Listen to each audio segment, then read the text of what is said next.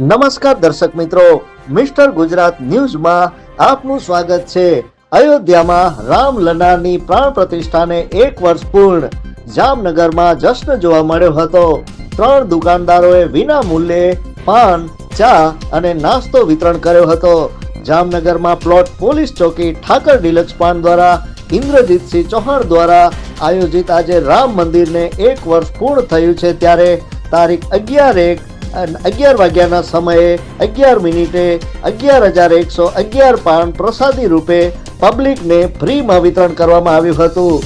જ્યારે મુરલીધર ચામાં પણ ફ્રી રવાભાઈ, જગાભાઈ, રાજુભાઈ, સુરાભાઈ હોટલના માલિક દ્વારા ચા ફ્રીમાં વિતરણ કરવામાં આવી હતી।